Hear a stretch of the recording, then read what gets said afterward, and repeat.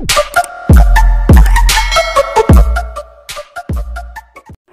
mga master! Welcome back again to our channel. Panibagong araw, panibagong kabanata na naman ang pagsumasumay natin ngayong araw na ito.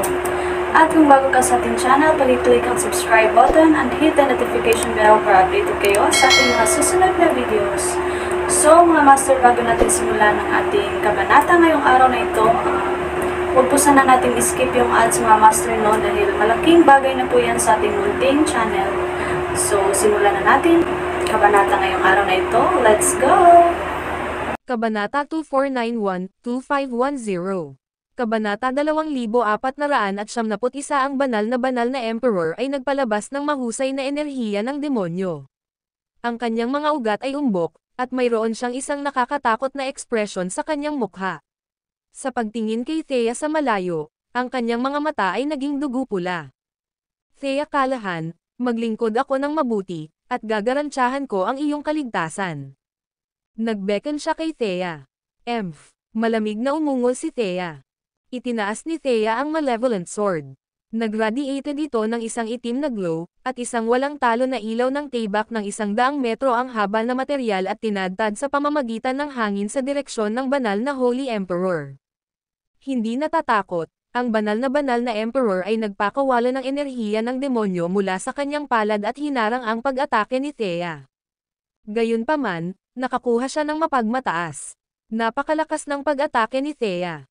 Habang ang nakasisindak na ilaw ng taybak ay bumagsak sa kanya, agad na nawala ang enerhiya ng demonyo sa kanyang palad. Ang kanyang mukha ay hamina, at binago niya ang kanyang katawan sa isang pagkatapos ng pag-iwas sa pag-atake. Sa di kalayuan, dumilim ang mukha ng banal na Holy Emperor. Sa palagay ko ay minamaliit kita. Pagkatapos, itinaas ang kanyang taybak, madilim na enerhiya ng sambong na material sa kanyang palad at nagtipon upang makabuo ng isang sinaunang karakter. Sumpa Magic, Break, Panipi, umungol siya. Sa ilalim ng pagkawasak ng mahiwagang madilim na karakter, kahit na ang walang bisa ay sumabog. Ang isang crack ay lumitaw sa walang bisa, at ang mga bitek na ito ay kumalat patungo sa Thea. Anong kapangyarihan? Namumula ang mukha ni Thea. Hindi siya naglakas loob na hayaang bantayan siya at nagmadali na dodged ang pag-atake. Gayunpaman, sa sandaling iyon, maaari niyang maramdaman ang kakilakilabot na kapangyarihan na bumagsak sa kanya. Sa ilalim ng labis na lakas, ang kanyang bilis ay nabawasan ng malaki. Nagpanik siya. Ang walang bisa bago siya sumabog, at isang crack ang lumitaw, na tila inilaan na mapunit ang kanyang katawan. Nagmamadali siyang nakatalyzed ang 4 na quadrant art at tinawag ang buong lakas ng 4 na banal na hayop upang hadlangan ang mga bitek sa harap niya. Pagkatapos, huminto sila. Gayunpaman, sa sandaling iyon, ang isang sinaunang karakter ay nagmula sa kalangitan at bumagsak sa kanya. Ang karakter ay agad na nagbago sa isang walang bisa na hola, at siya ay nabilanggo sa kalagitnaan ng hangin, hindi makagalaw. Ako ay akin. Ang banal na Holy Emperor ay naglalagay ng menacingly at dahan-daang lumakad patungo kay Thea, na nabilanggo sa kalagitnaan ng air. Dinilaan ang kanyang tuyong labi, sinaksak niya ang kanyang hindi magagawang at curvaceous figure na walang kabuluhan. Sigurado si James na maswerte na magkaroon ng napakarilag na babae tulad ng kanyang asawa. Ngayon, payagan akong maaliw ang lasa ng iyong asawa, si James. Panipi. Nang makita ang masamang glint sa kanyang mga mata, napuno ng consternation si Thea.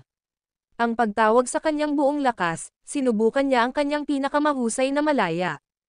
Kabanata 2471. Gayunpaman, dahil ang supernatural na kapangyarihan ng banal na emperor ay napakalakas, hindi siya maaaring masira kahit gaano kahirap ang sinubukan niya. Narito ako para sa iyo, maganda. Ang banal na Holy Emperor ay lumakad papunta sa kanya at inabot ang kanyang mga kamay upang i-seal ang base ng paglilinang ni Thea. Malayo, gayunpaman, sa sandaling iyon, ang mga itim na karayom ay biglang naging material mula sa kanyang katawan at tinusok sa kanyang katawan. Arg! Ang banal na Holy Emperor ay nagpakawala ng isang nakapangangilabot na hiyawan at ipinadala na lumilipad. Break! Umungol si Thea. Habang natipon ang 4 na Holy Beast, sumabog ang kanyang aura. Pagkatapos, ang mahiwagang sumpa ng magic ay nasira. Matapos niyang masira ang pagkabilanggo, lumitaw siya sa harap ng banal na Holy Emperor kasama ang malevolent na taybak sa kamay at sinaksak siya. Ang taybak ay tinusok sa pamamagitan ng kanyang katawan. Una, nasugatan siya ng crucifix. Ngayon, siya ay sinaksak ng isang taybak. Ang makapangyarihang enerhiya ng taybak ay sumabog sa loob ng kanyang katawan, at ang kalahati ng kanyang katawan ay nawala. Gayunpaman, habang siya ay isang sambong, maaari niyang ipagpatuloy ang laban kahit na siya ay nakaranas ng malubhang pinsala. Damat, sinumpa niya. Pagkatapos, itinaas niya ang kanyang palad at sinaktan. Ang video na ito ay edited by Herban Storytelling. Kabanata 2472 habang itinulak niya ang kanyang palad, nakakatakot na mga karakter na nagtataglay ng mahusay na kapangyarihan na materyal. Habang malapit si Thea sa banal na Holy Emperor, nagmadali siyang sinubukan na hadlangan ang pag-atake. Gayunpaman, huli na siya. Isang karakter ang pumasok sa kanyang katawan. Ang karakter ay nagtataglay ng napakalaking kapangyarihan. Habang sumabog ito sa loob ng kanyang katawan, agad siyang nakaranas ng matinding pinsala. Nakakagulo pa atras, pinalabas niya ang isang bibig ng dugo. Pagkatapos, inilunsad ni Crucifer ang isa pang pag-atake sa banal na Holy Emperor. Ang enerhiya ng demonyo na materyal mula sa loob ng kanyang katawan at nabuo ang isang protection na hadlang na hamarang sa Crucifer. Habang lumilitaw si Thea sa kalangitan, ang paningin ng apat na banal na hayop ay makikita sa likuran ng Her-A Dragon, isang phoenix, isang kilin, at pagong ng espiritu. Pagkatapos, ang apat na banal na hayop ay pumasok sa malevolent sword. Sa sandaling iyon, ang malevolent na taybak ay nagpalabas ng isang nakakatakot na aura. Apat na quadrant sa isa. Sword ng langit at lupa. Panipi. Si Thea ay bumagsak gamit ang kanyang taybak, at isang walang hugis na ilaw ng taybak na tinadtad sa hangin sa napakabilis na bilis. Ito ay simpleng nakakatakot. Habang ang ilaw ng taybak ay lumubog sa hangin, ang kalangitan ay gumuho, at ang mga fragment na piraso nito ay nahulog sa lahat ng dako. Ang lupa ay nanginginig habang nanginginig ang lupa. Swish! Ang ilaw ng taybak ay naglakbay sa bilis ng ilaw. Bago magreaksyon ang banal na Holy Emperor, siya ay sinampal ng taybak. Ang itim na proteksyon na hadlang na sumasaklaw sa kanya ay nasira, at ang walang hugis na enerhiya ng taybak ay tumama sa kanya. Agad, ang kanyang katawan ay hiniwa sa kalahati. Pagkatapos, habang sumabog ang enerhiya ng taybak, ang kanyang katawan ay naging abo. Apat na quadrant sa isa. Taybak ng langit at lupa. Napakahusay na paglipat, maging ang banal na Holy Emperor ay nawala sa wala, at walang mga labi ng kanyang kaluluwa ang nanatili. Matapos mawala ang banal na Holy Emperor, nagmula si Thea mula sa kalangitan at lumapag sa lupa. Kaagad, gumuho siya sa lupa at naglabas ng isang bibig ng dugo. Nakakatakot ang sumpa magic. Matapos masugatan ng magic ng sumpa, nakaranas siya ng malubhang pinsala. Nagmamadali siyang kumonsumo ng isang nakapagpapagaling na elixir na ibinigay sa kanya ng tagapag-alaga. Pagkatapos, nakaupo siya sa isang posisyon ng lotus sa lupa at nagsimulang pagalingin ang kanyang mga pinsala. Sa mundo, ang lahat ay tumingin sa langit. Lumipas ang mga araw. 3 araw na. Bakit hindi pa sila bumalik? Panipi, sino ang nanalo? 3 araw na ang lumipas. Gayunpaman, walang bumalik. Ang bawat lupa ay nag-aalala tungkol kay Thea. Kung paanong ang lahat ay nag-aalala tungkol sa kinalabasan ng labanan, isang figure ang lumitaw sa kalangitan at dahan-daang bumaba, lumapag sa Mount Bane. At that's Thea. Ito siya. Bakit siya? Maaari ba niyang talunin ang banal na Holy Emperor? Natigilan ang lahat nang makita si Thea. Nakasuot ng itim na damit, tumayo si Thea sa rurok ng isang bundok malapit sa Mount Bane. Tumitingin sa malayo, tiningnan niya ang hindi mabilang na mga nabubuhay na nilalang habang ang isang malabong ngiti ay gumapang sa kanyang mukha. Masyadong maganda si Shishi. Mapahamak, nahulog ako para sa kanya. Bakit siya nakangiti? Natalo ba talaga niya ang banal na Holy Emperor? Panipi. Nahaharap sa hindi mabilang na mga nilalang na buhay sa harap niya, ngumiti si Thea at sinabing, ang banal na Emperor ay natalo at napatay sa buwan. Natigilan ang karamihan. Patay na ba siya? Hindi ka panipaniwala. Maraming bulalas. Pagkatapos, si Thea ay nagmamadaling umalis habang siya ay nakaranas pa rin ng pinsala.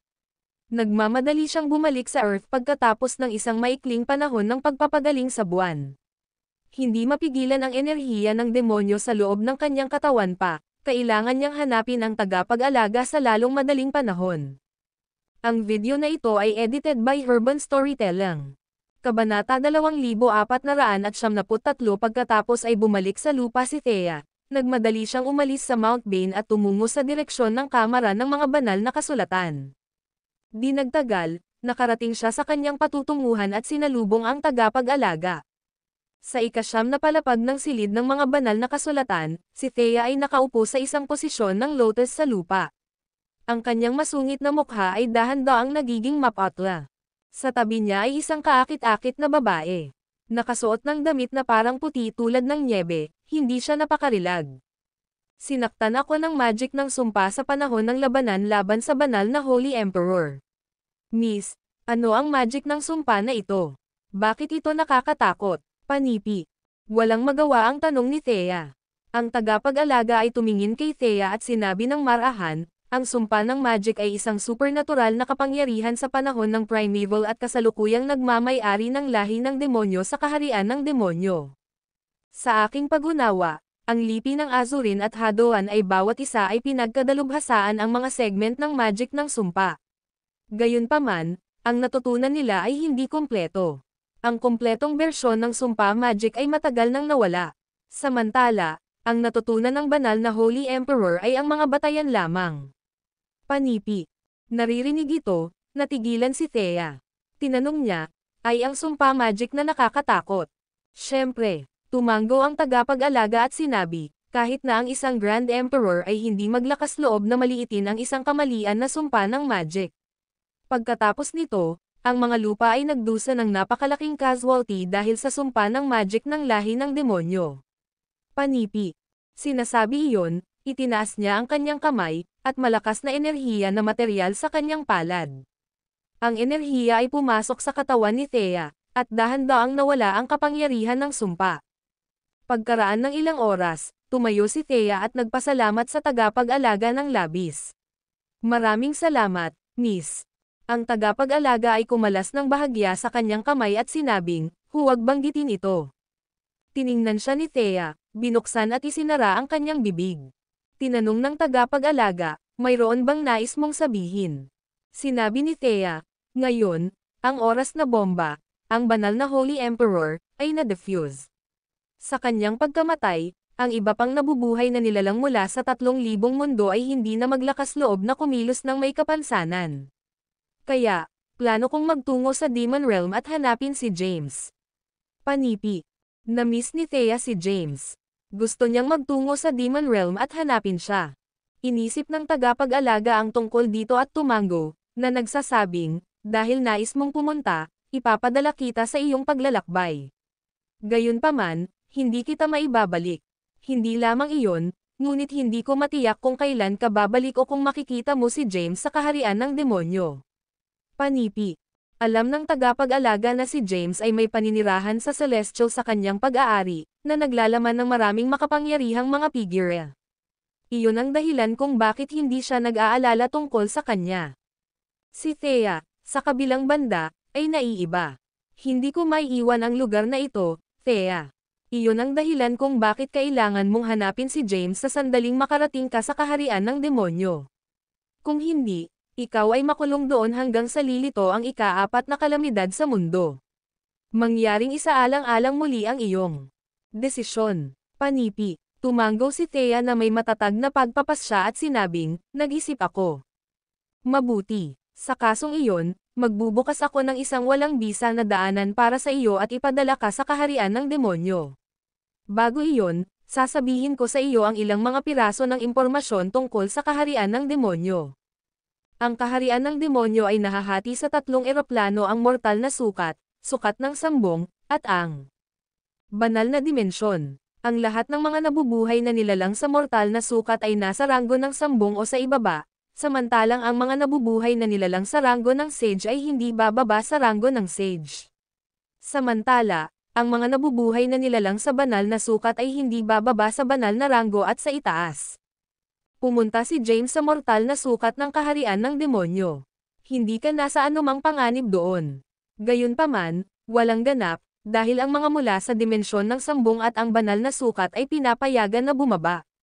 Sa sukat ng mortal, panipi, inilarawan ng detalyado ng tagapag-alaga ang kaharian ng demonyo. Iniisip ni Thea ang kanyang mga salita. Pagkatapos, binuksan ng tagapag-alaga ang isa pang walang bisa na daanan muli at ipinadala si Thea sa larangan ng demonyo na malayo. Malayo, si James ay nagtatanim sa banal na site ng Lobrans. Wala siyang ideya na si Thea ay naging isang sambong, napatay ang banal na Holy Emperor, at dumating sa kaharian ng demonyo. Sa banal na site ng Lobrans, nililinang niya ang marilag na primordial na enerhiya ng masigasig. Ang video na ito ay edited by Urban Storytelling. Kabanata 2474 nakaupo siya sa isang posisyon ng lotus sa lupa. Sa malayo ay tumayo ang isang babae na may isang curvaceous figure. Stroke ang kanyang baba, tiningnan niya si James, na ang katawan ay napapalibutan ng mga mahiwagang inskripsyon, at nagbulong, ano ang magic bilog na ito? Kahit na siya ay isang dalubhasa sa mga magic bilog, wala siyang ideya kung ano ang magic bilog sa paligid ni James. Sa katunayan, wala siyang ideya kung ano ang mga inskripsyon na iyon. Tumayo si Brielle sa malayo at naobserbahan ng higit sa 10 araw. Kahit na 10 araw na ang lumipas sa labas ng mundo, maraming oras ang lumipas sa magic bilog. Pagkatapos nito, naabot ni James ang rurok ng ikawalong hagdanan ng Immortal Ascension. Ito ay sa ilalim ng mga pangyayari kung saan patuloy niyang pinigilan ang kanyang ranggo. Hindi na niya mapigilan ang kanyang ranggo, pinakawalan niya ang lahat at sinimulan ang kanyang tagumpay. Sa sandaling gumawa siya ng isang pambihirang tagumpay, isang selyo ng Elysian ang lumitaw sa loob ng kanyang katawan at tinatakan ang kanyang mga paa at ang mga meridian sa buong katawan niya. Sa makatuwid, wala siyang pagpipilian kundi ang umasa sa kapangyarihan sa loob ng kanyang katawan upang dahan-daang masira ang mga seal. Hanggat walang mga pagdurusa sa makalangit at mga embodimentong landas ng langit, dapat siyang madali na gumawa ng isang tagumpay. Di nagtagal, sinira niya ang selyo ng Elysian sa loob ng kanyang katawan at nadagdagan ang kanyang ranggo. Habang ang kanyang tunay na kakanyahan ay sumailalim sa mahusay na mga pagbabago, ang kanyang pisikal na katawan ay pinangangalagaan muli, at ang kanyang lakas ay nadagdagan ng mga paglukso at hangganan. Sophie, bakit walang mga embodimentong landas sa langit noong ginagawa ko ang aking mga tagumpay? Matapos gumawa ng isang tagumpay, tinanong ni James si Sophie. Ang tinig ni Sophie ay nagmula sa loob ng celestial na tirahan, dapat ay mabilis kang nasira at naganap ang hindi normal na pagbabago-bago ng makalangit na landas noon. Iyon ay marahil kung bakit ang makalangit na landas ay lumikha ng isang sagisag upang puksain ka. Gayunpaman, pagkatapos ng isang oras, ang makalangit na landas ay bumalik sa normal. Kaya, ang iyong mga pambihirang tagumpay ay hindi dapat maging sanhi ng hitsura ng isang langit na landas ng landas. Kailangan mo lamang maging maingat sa mga makalangit na pagdurusa sa ranggo ng pagdurusa. Gayunpaman, sa iyong lakas, dapat mong pagtagumpayan ng madali ang mga paghihirap sa langit. Oh, nakikita ko. Ang pagsasakatuparan ay lumitaw sa mukha ni James. Matapos gumawa ng isang pambihirang tagumpay sa Immortal Ascension's 9th stair, siya ay isang hakbang lamang ang layo mula sa pag-abot sa ranggo ng mage. Tumigil siya sa paglilinang at hiniling ni Sophie na alisin ang pagbuo ng oras. Pagkatapos, tumayo siya. Habang nakatayo siya, napansin niya na nakatayo si Brielle na hindi masyadong malayo.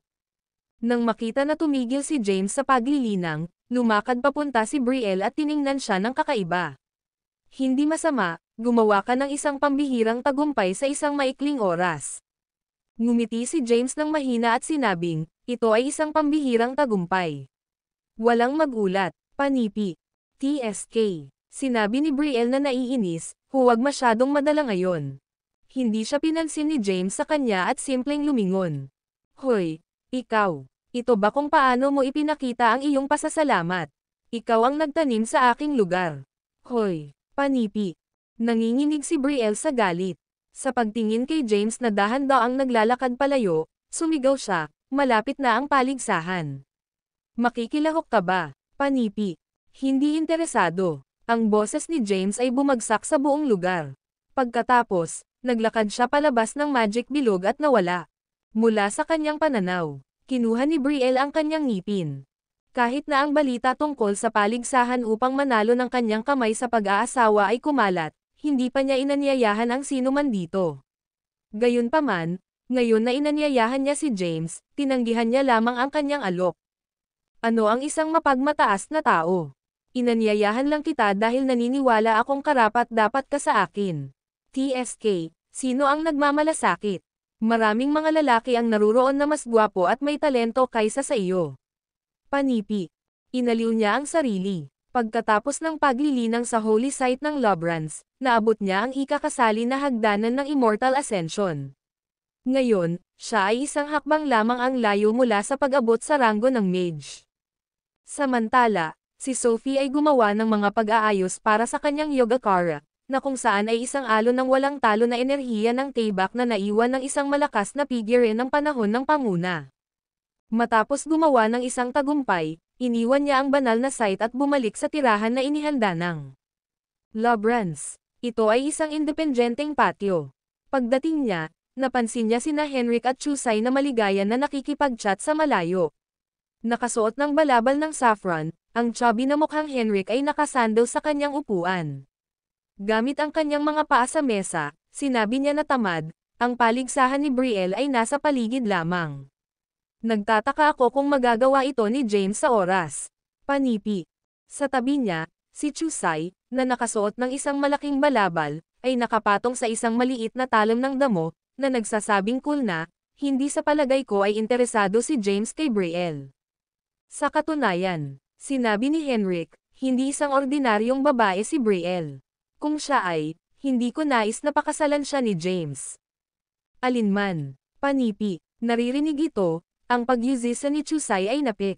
Samandal siya at tinanong, narinig ko na hindi simple ang mga Lobrans. Bagaman ang lipi ng Azurin at ang angkan ng Hadoan ay ang tanging kakilakilabot na puwersa sa kaharian ng demonyo, ang mga Lobrans ay gaganapin din sa mataas na katayuan. Minsan ay nagkaroon sila ng isang maluwalhating nakaraan. Panipi. Tumanggaw si Henrik at sinabi, ngunit syempre, kaunti ang nakakaalam sa kasaysayan ng Lobrans. Ang Liferan clan ay isang beses isang kakilakilabot na puwersa. Kahit ngayon, hindi pa rin sila isang puwersa na may bilang. Ang angkan ng Hadoan ay desperadong sinusubukan na mag-aasawa sa pagitan. Ang video na ito ay edited by Urban Storytelling. Kabanata 2475. Lucifer Manakam at Brielle dahil nais nilang iugnay ang kanilang sarili sa mga Lobrans. Panipi. Narinig ni James ang pag-uusap. Tinanong niya, ang Lobrans ba ay may maluwalhating nakaraan? Naririnig ito, lumingon sina Henrik at Chusay. Tumayo si Henrik at sinabing, James, iniwan mo ang iyong saradong pintuan. Oo, tumanggaw si James at naglakad papunta sa kanila bago umupo. Binati siya ni Chusay, James. Tinanong muli ni James, malakas ba ang Lobrans? Sobrang. Sa pagsasalita tungkol sa kasaysayan ng Lobrans, si Henrik ay nasisiyahan. Sinimulan niya ang pagsasalaysay ng walang tigil. Maraming mga karera at lipi sa kaharian ng demonyo, at ang mga pinakamalakas sa kanila ay ang angkan ng Hadoan, ang angkan ng Azurin, at ang mga Lobrans. Sa panahon ng Primordial Age, ang mga Lobrans ay minsan ay gumawa ng isang Grand Emperor na nagtataglay ng napakalaking lakas. Nag-reign siya ng kataas-taasan sa kaharian ng demonyo sa 80 milyong taon. Gayunpaman, isang bagay na hindi inaasahang nangyari, na nagdulot ng pagbagsak ng Grand Emperor na ito. Panipi. Naririnig ito, medyo nagulat si James. Ang isang Grand Emperor ay isang pagkatao na tumayo sa tuktok ng pyramid ng kapangyarihan. Dahil nagawa ang mga Lobrans. Upang makabuo ng isang Grand Emperor, hindi sila mga passovers. Inscan ni Henrik ang kanyang paligid. Napagtanto na nag-iisa sila, bumulong siya, narinig ko mula sa aking Panginoon na ang mga makapangyarihang figure ng mga Lobrans ay nakatanggap ng kalahati ng isang sumpa magic sa Primordial Age. Sinasabi ng mga alingawngaw na nilinang nila ang magic ng sumpa sa pagiging perpekto. Nagdulot ito ng kasawian na nakabuo ng kanilang pagbagsak. Panipi. Alam ni James ang tungkol sa mga mahihirap na sumpa. Ano ang magic na sumpa na ito? Tumango si James. Tinanong ni Chusai, kinumpirma mo ba ang iyong Yogacara, kung gayon? Tumango si James at sinabing, oo. Ano ito? Nagtataka si Chusai. Nag-chim si Henrik, na sinasabi. Ang James Yogacara ay isang alon ng enerhiya ng Taybak na naiwan ng isang malakas na figure ng panahon ng panguna. Isang alon ng enerhiya ng Taybak. Nagyelo si Chusai. Nakangiting sinabi ni Henrik, huwag maliitin ang alon ng enerhiya ng Taybak. Kahit na ito ay isang alon lamang ng enerhiya ng Taybak, gayunpaman ang susi sa pagpasok sa bundok ng Sabers. Panipi. Naririnig ito, naiintriga si James. Tinanong niya, anong susi? Anong mound ng Sabers? Panipi. Ipinaliwanag ni Henrik, ang bundok ng Sabers ay naiwan ng malakas na figure ng panahon ng panguna. Maraming mga kataas-taasang pamamaraan ng pakikipaglaban sa Taybak na nakatago sa loob ng mound ng Sabers.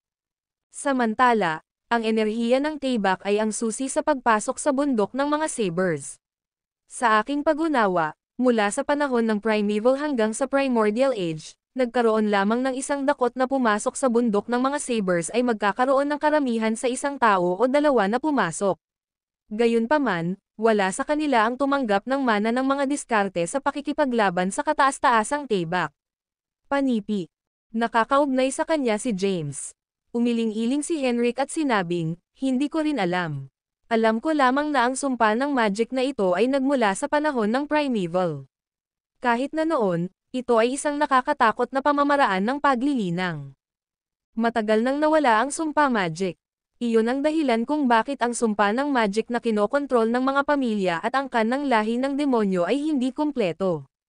Gayunpaman, kahit na ang isang hindi kumpletong sumpa ng magic ay nagtataglay ng nagwawasak na kapangyarihan. Panipi. Inilarawan ni Henrik ang magic ng sumpa. Gayunpaman, hindi rin niya alam ang mga detalye. Hindi nagtanong si James ng karagdagang mga katanungan. Sa pamamagitan ng paraan, tanong ni Chusai, malapit ka na sa ranggo ng mage, di ba? Yep. Ang video na ito ay edited by Urban Storytelling. Kabanata 2476. Ang chubby cultivator na ito ay sigurado na may kaalaman upang malaman ang mga lihim na ito. Alam ang lihim ni Henrik, hindi nagtanong si James ng iba pang mga katanungan. Samantala, nanatili si James sa lugar ng Lobrans.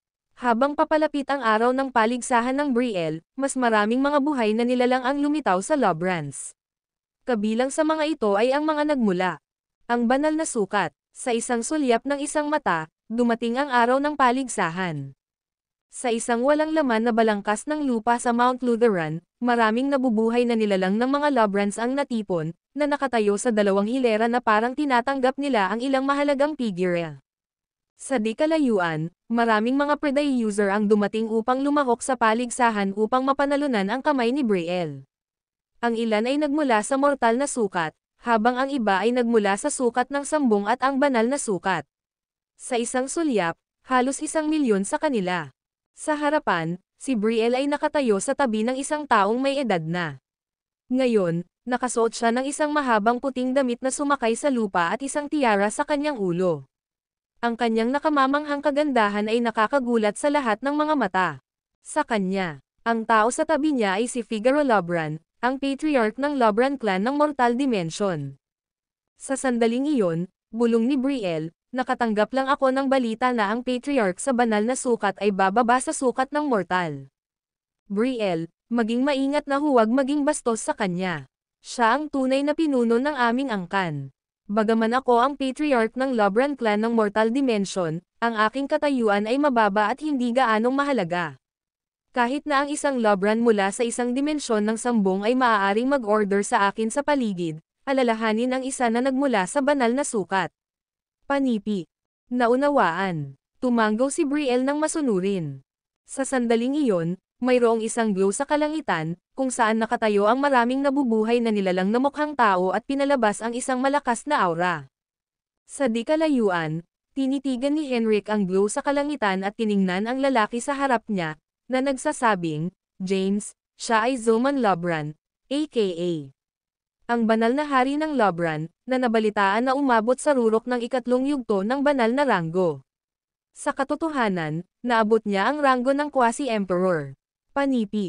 Ang video na ito ay edited by Urban Storytelling. Kabanata 2477. Ang mga patriarch ng mga Lobran ng Divine Dimension ay lumitaw kasama ang maraming makapangyarihang mga numero. Habang nagmula sila sa banal na sukat, ang pinakamahina sa kanila ay hindi bababa sa banal na ranggo at maaari.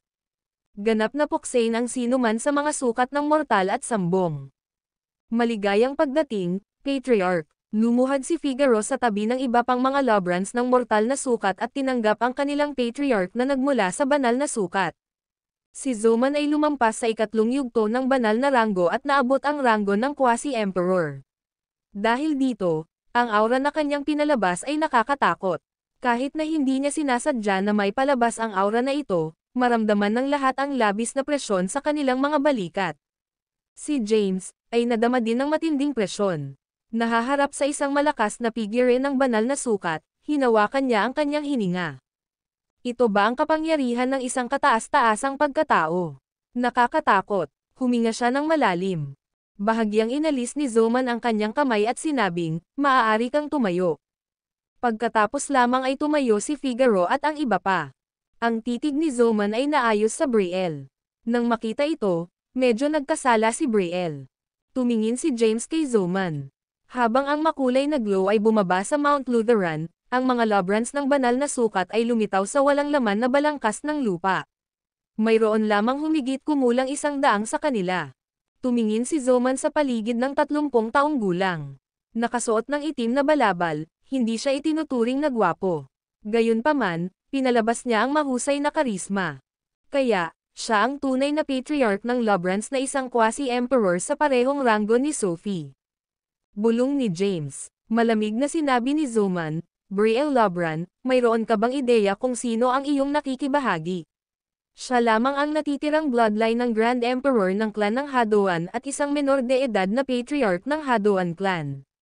Paano mo siya tatanggihan at mag-ayos din ng isang paligsahan upang matukoy ang iyong asawa? Panipi. Nang tanungin, nawalan ng tiwala si Brielle. Bagaman siya ay isang prodigy ng Lobrans, siya ay mula lamang sa mortal na sukat. Samantala, tanging ang mga nagmula sa banal na sukat ay tunay na talento. Ang kanyang katayuan sa lipunan sa mga Lobran ng banal na dimensyon ay maaaring hindi maihahambing sa isang aso. Patriarch. Ang pagtawag sa kanyang katapangan, sinabi niya, tulad ng hindi ko pa nakita si Lucifer Manakam, wala akong ideya kung ano ang gusto niya na ang sino mang nais na maging asawa ko ay dapat na maging isang natitirang figure. Haha, tumawa si Zoman at sinabi, napakahusay, dahil sa iyo, lahat ng 3 sukat ngayon ay alam ang paligsahan na ito. Sa pamamagitan ng isang hindi nakakagulat na pagtingin sa kanyang mukha, sinabi ni Brielle, wala akong pagpipilian. Hindi ko rin nais na magpakasal sa murang edad. Kaya, kung kailangan kong magpakasal, nais kong pumili ng aking sariling asawa. Panipi. Dahil sumang-ayon ako sa iyong kahilingan, natural, hindi ako makikialam. Wala nang sinabi si Zoman. Pagkatapos, pasensya lang siyang naghintay. Ang pangunahing karakter ngayon ay hindi Brielle ngunit si Lucifer. Naghihintay si Zoman kay Lucifer na dumating. Matapos ang humigit kumulang 20 minuto, isang madilim na ulap ang lumitaw sa kalangitan.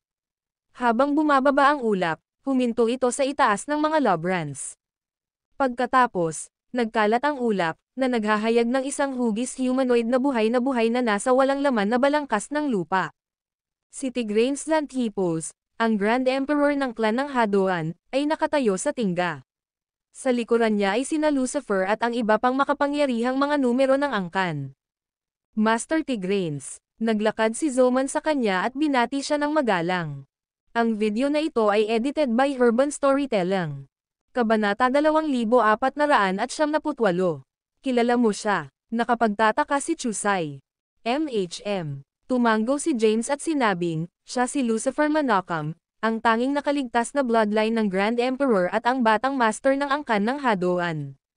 Nakipaglaban ako sa kanya minsan sa mundo. Panipi. Nakatanong si Henrik, dapat ay nanalo ka, ipinapalagay ko. Tumanggo si James at sinabi, oo, ngunit bahagya. Halos mawala ako, sa katunayan. Dahil sa labanan na iyon, ipinangako sa akin ni Lucifer na ang lahi ng demonyo at ang mga hayop ay hindi sisalaki sa Earth at ang mga lupa sa loob ng 10,000 taon. Panipi. Tulad ng sinabi niya na, lumingon si Lucifer sa kanyang direksyon na parang naramdaman ang kanyang presensya. Ngumiti si James sa kanya bilang isang form ng pagbati. Ang iba't ibang mga Predae user at angkan ng 3 sukat ay natipon dito. Maging ang angkan ng Azurin ay naruroon. Gayunpaman, ang kanilang patriarch ay hindi naruroon dahil naiwan na siya kasama si Maxine upang maghanap para sa isang Yogacares sa malawak na universo. Nang makita na halos lahat ay nandoon, tiningnan ni Zoman ang karamihan at hinawakan ang kanyang mga kamao. Si Brielle Lobran, isang miyembro ng Mortal Dimension ng Lobrans, ay may hawak na martial art tournament upang piliin ang kanyang asawa. Payagan akong palawakin ang aking tame time na pagbati sa lahat na naririto ngayon. Hanggat ikaw ay nasa ibaba ng edad na 100, higit ka sa maligayang pagdating na lumahok sa paligsahang ito. Tulad ng marami kaming mga kalahok dito ngayon, si Brielle ay labis na maubos kung kailangan niyang lumaban sa lahat. Kumusta naman ito? Magsasagawa kami ng isang paligsahan upang matukoy ang kahit na siya ay isang quasi-emperor, kailangan niyang batiin ang isang tunay na Grand Emperor na magalang. MHM. Tumango si Tigranes. Samantala, ang tingin ni Brielle ay naayos kay Lucifer. Sa kanyang opinyon, si Lucifer ay itinuturing na gwapo. Gayunpaman, ang aura na pinalabas niya ay hindi komportable. Sa di kalayuan, pinukpok ni James ang kanyang kilay nang makita si Lucifer. Ha, bakit siya narito? Nangungunang 10. Hanggat ikaw ay nasa pinakamataas na 10, bibigyan ka ng karapatang lumaban kay Brielle. Kung talunin mo siya, makakakuha ka ng karapatang pakasalan siya. Panipi. Ang boses ni Zoman. Maraming mga Predae user ang naghihintay sa pag-asa. Ang paglalagay ng pag-aasawa, ang pagpasok sa nangungunang 10 ay makikilala sa kanila bilang ang pinakakilalang mga mandirigma sa kaharian ng demonyo. Sa pamamagitan ng pagpapakita ng kanilang potensyal, maaari rin silang mapili upang maging panloob na mga alagad ng mga makapangyarihang figure. Kung maganap na, tiyak na babangon sila bilang mga magagaling na mandirigma mismo. Si Lucifer ay walang pagtutol. Dumating lamang siya sa kahilingan ng Tigranes. Bukod, ang demonyong kaharian ay ang kanyang punong tanggapan. Bilang ang kanyang ama ay dating patriarch ng angkan ng Hadoan, naniniwala siya na ang angkan ay kabilang sa kanya. Ngayon, gayunpaman, ang lipi ay nanatili sa pag-aari ng Tigranes, at ang pangunahing layunin niya ay basahin ang sitwasyon at gumawa ng mga paghahanda upang sakupin ang kanyang posisyon bilang patriarch. Hindi niya gaanong pakialam ang pakikipag-ugnayan. Nagpatuloy si Zoman, ang paligsahan ay gaganapin sa banal na sukat. Sa banal na sukat, mayroong isang paghihigpit na lugar na tinatawag na Great Dividing Range, kung saan mayroong isang lugar na tinatawag na Demon Abyss. Ang isang mahiwagang banal na bagay na tinatawag na The Demonic Spiritual Herb ay lumalaki doon. Ang mga patakaran ng paligsahan na ito ay simple. Hanapin ang demonyong espiritual na damong gamot at makuha ito, at nanalo ka. Panipi. Naririnig ito, ang mga kalahok mula sa banal na sukat ay nag-furrow ng kanilang mga kilay. Sinulyapan ni Tigranes si Zoman at pinukpok ang kanyang kilay, na nagsasabing, talagang isasaayos natin ang paligsahan sa mahusay na paghahati. Maghahanap ba talaga sila para sa demonyong espiritual na damong gamot? Panipi. Bakit? May problema ba? Tanong ni Zoman. Sinabi ni Tigranes, ito ay isang paghihigpit na lugar ng kaharian ng demonyo. Kahit na ang mga magsasaka sa banal na ranggo ay maaaring hindi na bumalik, hayaan ang mga halos hindi naabot ang ranggo ng sambong. Panipi. Sinabi ni Zoman, si Brielle Lobran ay nagtataglay ng pambihirang potensyal, at kailangan niya ng asawa na karapat-dapat sa kanya. Kung pinagpala ka ng makalangit na landas, maaari kang ligtas na bumalik. Kung natatakot kang mamatay, huwag kang pumunta. Panipi. Naririnig ito, natahimik si Tigranes. Tiningnan ni Zoman ang karamihan at sinabing, maaari kang mamatay sa iyong paraan patungo sa mahusay na paghahati. Kung natatakot kang mamatay, huwag lang pumunta. Kung hindi man, huwag mag-atubiling subukan ang iyong swerte. Panipi. Tumulo ang boses niya. Sa malayo, tinanong ni James, ano ang mahusay na paghahati? Umiling-iling si Chusay. Dahil hindi siya mula sa kaharian ng demonyo, hindi niya alam kung ano ito. Sinabi ni Henrik, ito ay isang paghihigpit na lugar ng banal na sukat na puno ng panganib. Tulad ng para sa mga detalye, hindi ko talaga alam. Alam ko lang na kahit isang quasi-emperor ay maaaring mawalan ng buhay doon. Panipi. Naririnig ito, huminga ng malalim si James.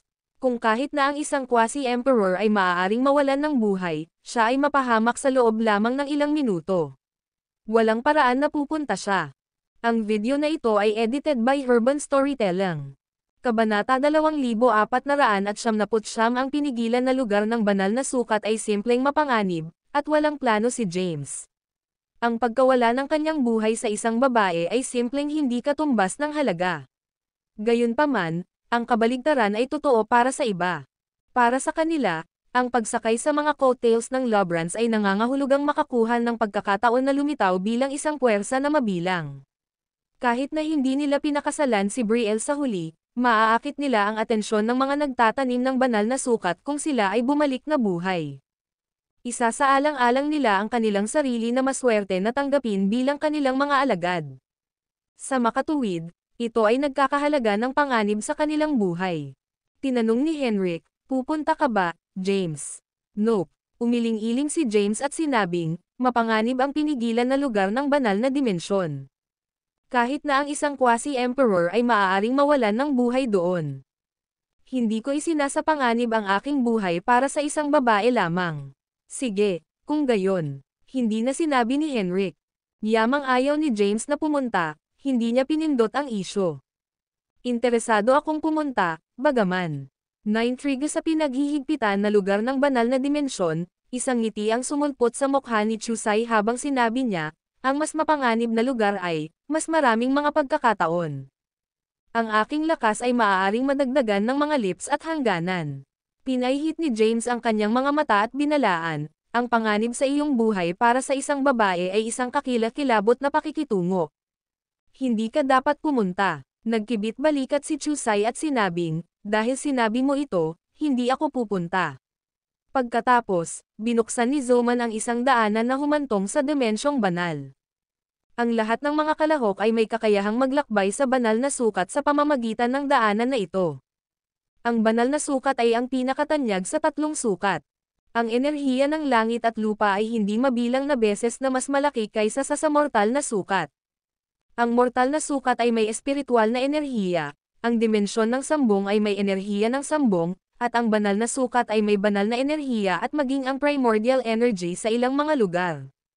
Marami sa mga nabubuhay na nilalang na naruroon ay mula sa mga sukat ng mortal at sambong at hindi pa napunta sa banal na sukat.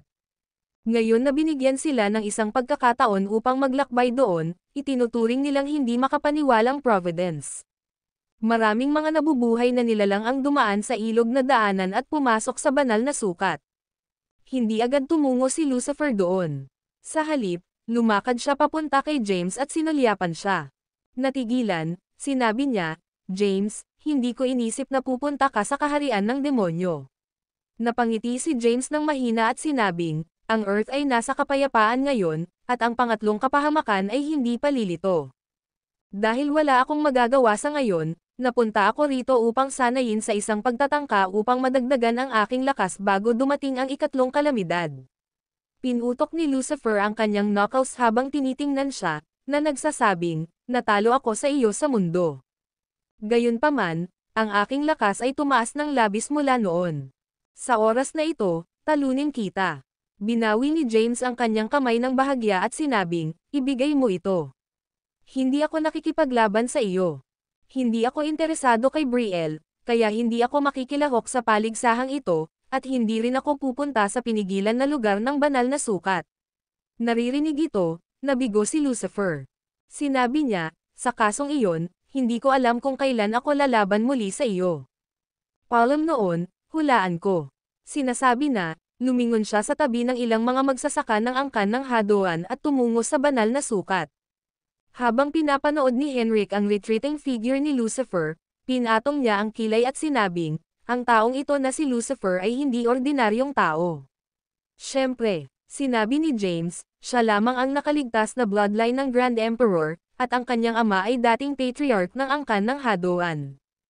Tulad nito, ang dugo ng Grand Emperor ay tumatakbo sa kanyang mga ugat, hindi sa banggitin na masters niya ang hindi mabilang na mga supernatural na kapangyarihan. Bumalik sa mundo, nagawa ko lang siya na talunin pagkatapos ipatawag ang aking buong lakas. Iyon ang pinaka nakakatakot na laban na naranasan ko. Ako ay ganap na pagod, at ang aking katawan ay hindi maaaring magsagawa ng isang solong onsa ng lakas matapos ang labanan. Sige ngayon, sapat na ito. Pumunta tayo sa banal na sukat at tumingin. Sinabi ni Chusai, kahit na hindi tayo nakikilahok sa paligsahan, pinapayagan kaming pumunta at tumingin. Hayaan mo na, pagkatapos. Tumango si James. Gusto rin niyang panoorin ang palabas. Pagkatapos, ang tatlo ay pumasok sa daanan na binuksan ni Zoman at iniwan ang dimensyong mortal. Nang makapasok sa daanan, nadama nila ang kanilang paningin na lumabo. Nang mabuksan nila ang kanilang mga mata, nasa hindi pa sila kilalang lugar. Doon, ang tanawin ay kaakit-akit, ang enerhiya ay sagana, at ang malakas na primordial energy ay sumisid sa hangin. Sa katunayan, ito ay primordial energy. Ang video na ito ay edited by Urban Storytelling.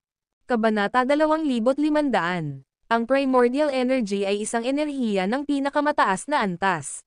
Nakapaligid sa kanila ang mga bulubundukin, at sa harap nila ay isang marangel at napakagandang gusali na kumikinang na may gintong kinang. Tumaas ito ng mataas sa mga ulap. Inilibot ni Henrik ang kanyang paligid at ngumiti. James, ito ang punong tanggapan ng Lobrans ng Divine Dimension. Ang mga Lobran ay pinahahalagahan sa banal na dimensyon at isang maimpluwensyang pamilya. Ma'am, tumango si James at sinabing, tulad ng inaasahan sa Divine Dimension, ang primordial energy dito ay sobrang puro. Maging ang primordial pulse sa banal na lugar ng Mortal Dimensions Lobrans ay hindi maihahambing sa primordial energy dito. Sumasang-ayon ako. Well, ito ang Divine Dimension, kung tutuusin. Masayang nag-chit-chat ang tatlo, novel drama. Pagkarating sa banal na dimensyon, napansin nila ang hitsura ng parami ng paraming buhay na nilalangnang. Banal na dimensyon. Sa ilalim ng normal na mga pangyayari, tanging ang mga cultivator na nakaabot sa divine rank ang maaaring umakyat sa divine dimension. Gayunpaman, ang ilang mga buhay na nilalang na may mas mahinang mga base ng paglilinang ay ipinanganak dito. Dahil dito, hindi lahat ng nabubuhay na nilalang dito ay nasa divine rank. Di nagtagal, si Zoman, ang patriarch ng Lobrans, ay nagbukas ng isang daanan at nagbabala. Ang daanan na ito ay humahantong sa isang lokasyon malapit sa Great Dividing Range. Huwag mag-atubiling pumunta kung tiwala ka sa iyong lakas. Kung takot kang mamatay, hindi kita pipilitin na pumunta. Ang tukso na maging manugang ng mga Lobran ay sadyang masyadong nakakaakit, at sapat na iyon upang ipagsapalaran ang hindi mabilang na mga tao ang kanilang buhay. Di nagtagal, nagsimulang pumasok ang mga buhay na nilalang sa daanan, at kabilang sa kanila ay si Lucifer. Nang makitang may death wish ang mga nabubuhay na nilalang na ito, hindi napigilan ni James na umiling at bumantong hininga. Samantala, si Brielle, na nasa unahan, ay dismayado nang makita ang pag-aatubili ni James na pumunta. Libu-libong buhay na nilalang ang nagtungo sa Great Dividing Range. Samantala, ang mga nagpasya na hindi pumunta ay binigyan ng tirahan ng mga Lobran. Dahil ang mga Lobran ay isa sa mga pinakadakilang angkan sa banal na dimensyon, marami silang bakanteng mga puwang upang tahanan ng lahat. Bagamat hindi gaanong mahalaga ang ranggo ni James, mainit pa rin siyang tinanggap ng mga host. Siya ay inayos na manatili sa isang liblib na manor na napapaligiran ng ilang mahiwagang puno ng prutas. Nagdala sila ng mga berry na hindi matatagpuan sa mortal at sage dimensions. Gayunpaman, hindi naglakas loob si James na pumitas. Nanatili si James sa mansyon. Nang gabing iyon, habang mahimbing na natutulog si James, palihim na pumasok ang isang figure sa kanyang silid. Nagising si James, humikab, at bumangon. Gayunpaman, sa sandaling iyon, napansin niya ang taong nakatayo sa tabi ng kanyang kama. Natakot siya, at bumilis ang tibok ng puso niya. Pagkaraan ng ilang segundo, naalala niya ang kanyang sarili. Ang lalaking nasa harap niya ay walang iba kundi ang patriarch ng Lobrans. Kaagad, Binati niya siya ng may paggalang at nagtanong, "Tinakat mo ako, Patriarch ng Lobrans. May problema ba?" Nakaharap sa isang cultivator na kapareho ng ranggo ni Sophie, kumilos si James ng may paggalang. Ang video na ito ay edited by Urban Storytelling. Kabanata 2501 ang Patriarch ng Lobrans ay lumitaw sa silid ni James. Kahit na walang ideya si James kung bakit siya naroroon, binati niya siya ng magalang. Tumingin si Zoman kay James at kumalas sa kanyang kamay. Ang mga mahiwagang karakter ay naging materialized sa kanyang palad. Pinagsama nila ang paligid ng silid at nabuo ang isang mahiwagang bilog na magic. Nang makita ang kanyang kakaibang pag-uugali, buong alerto si James. "Huwag mong sabihin sa akin na pinaplano niyang patayin ako at sakupin ang aking mga kayamanan." Habang tinitigan ni James si Zoman ng maingat, nakipag-ugnay siya kay Sophie na nasa loob ng Celestial na nakatira ng sabay-sabay. "Uy, save mo ako, Sophie." Gayunpaman, walang tumugon. Napuno ng consternation, tinawag ni James si Sophie ng paulit-ulit, ngunit wala pa ring tugon. Mamahinga, tumingin si Zoman kay James na may ekspresyon ng dotang. Huminga ng malalim si James at pilit na pinalma ang kanyang sarili. Tiningnan niya si Zoman, hinaplos ang kanyang mga ngipin, at sinabing, "Patriarch Lobran, ano ang ginagawa mo sa aking silid sa oras na ito?" Si Zoman ay umupo sa isang upuan sa silid at tiningnan si James, na nagsain para sa kanya na umupo. Sumunod si James. Napabuntong hininga si Zoman, habang si James ay nanatiling tahimik at simpleng tinitigan siya. "Dumating dito si T upang humiling ng isang bagay sa iyo," sabi ni Zoman. "Ha?" Tiningnan siya ni James sa pagkalito.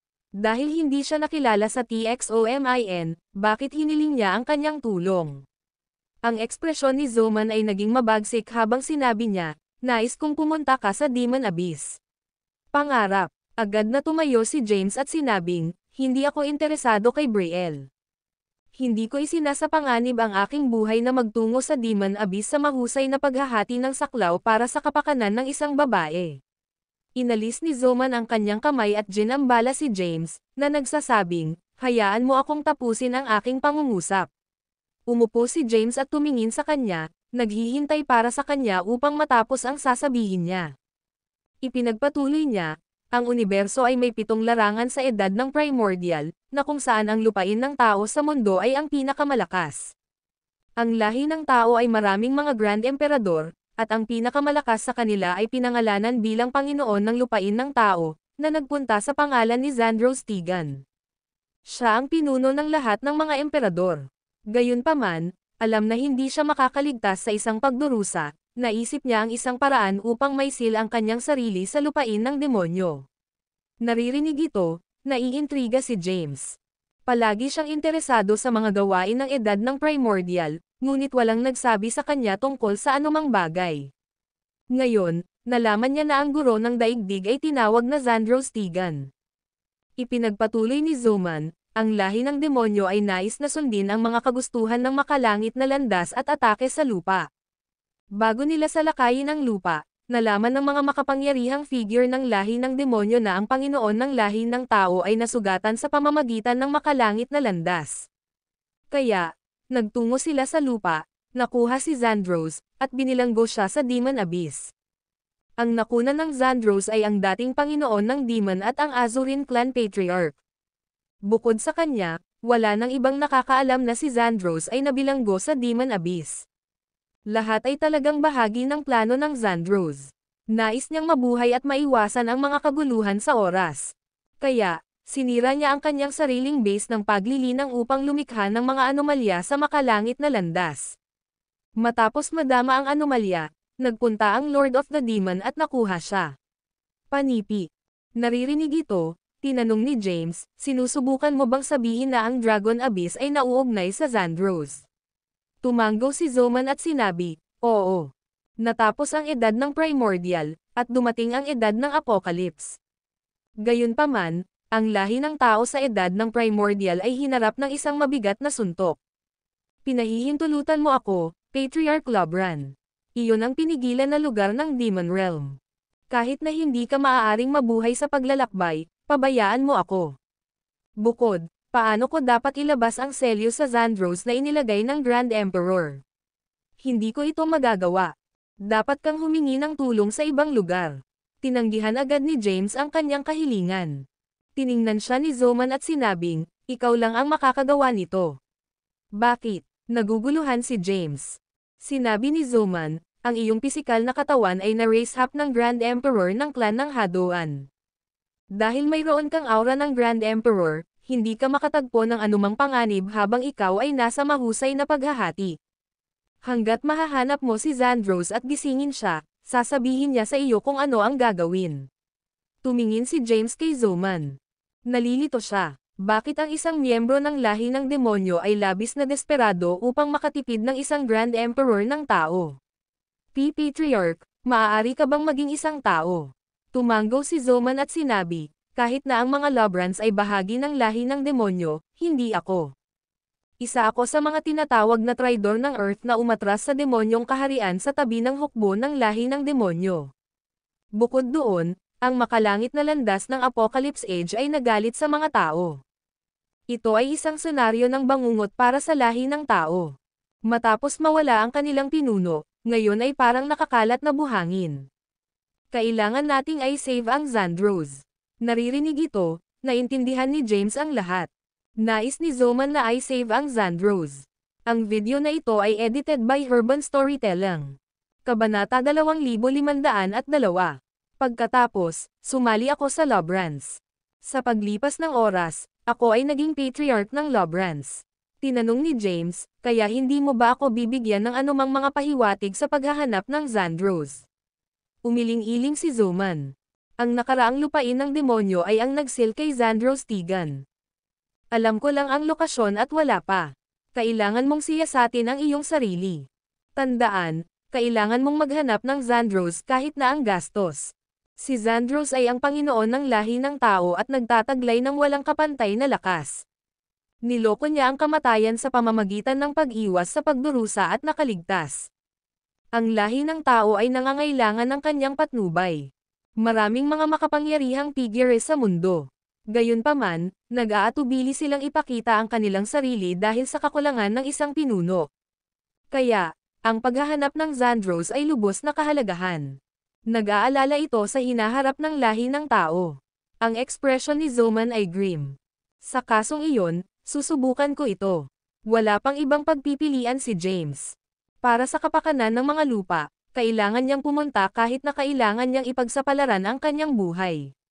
Bukod dito, sinabi sa kanya ni Zoman na dahil mayroon siyang demonyong katawan at pinalabas ang aura ng isang Grand Emperor, hindi siya makatagpo ng anumang panganib sa mahusay na paghahati. Naririnig ito, huminga si Zoman ng isang buntong hininga. Tumayo siya at tinapik ang likuran ni James at sinabing, ang pag-asa ng sangkatauhan ay nakasalalay sa iyong mga balikat. Ngumiti si James ng mapait. Sa lahat ng ito, nag-iisa siya sa kanyang pagsisikap na protektahan ang sangkatauhan. Ngayon na alam niya na ang Lord of the Human Race ay buhay pa, isang kindler ng pag-asa ay hindi pinapansin sa kanyang puso.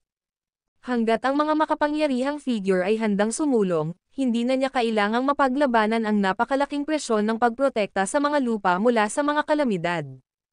Ang oras ay ang kakanyahan. Ipasok ang walang bisa na daanan at magtungo sa mahusay na paghahati ng saklaw ng sabay-sabay.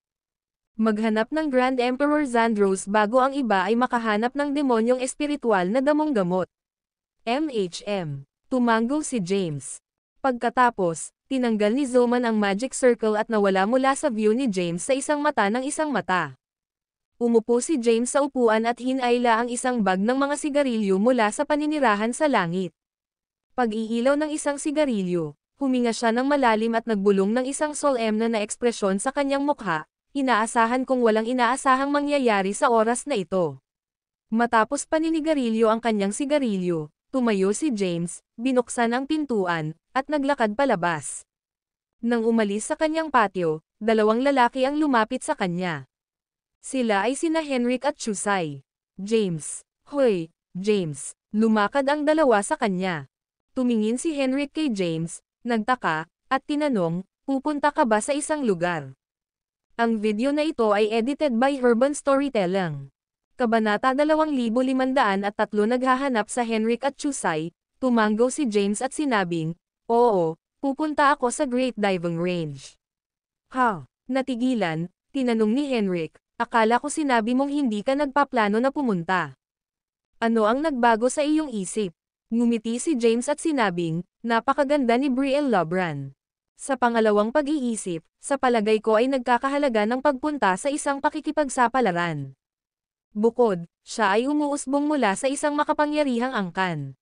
Kung ikakasal ko siya, mayroon akong mga Lobrans bilang isang malakas na taga-suporta." Si James ay may isang dahilan.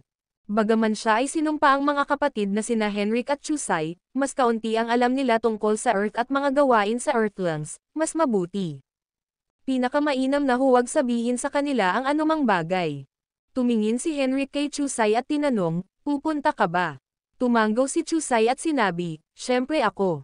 Pinigilan sila ni James sa oras at sinabing, "Sa palagay ko hindi ka dapat pumunta. Ang mahusay na paghahati ng saklaw ay isang mapanganib na lugar, at walang nakakaalam kung anong uri ng panganib ang makatagpo mo doon." Ang mga tumungo doon ay nagpasya na ay lapag ang kanilang buhay. Ang mga kahihinatnan ay magiging nakapipinsala kung nakatagpo ka ng anumang panganib doon. Hindi niya nais na pumunta sila dahil sinabi sa kanya ni Zoman na hindi siya makatagpo ng anumang panganib kung siya ay magpunta. Nakangiting sinabi ni Henrik, "Dahil pupunta ka, walang paraan na tatayo lang tayo sa tabi ng mga gilid. Bukod, mayroon kang hindi kapani-paniwala na swerte. Naniniwala ako na maaari nating gawing mga pagpapala ang mga kalamidad sa tabi namin." Tisam asang ayon, Chusay chimed in. "Siguro makakakuha pa tayo ng mahusay na providence."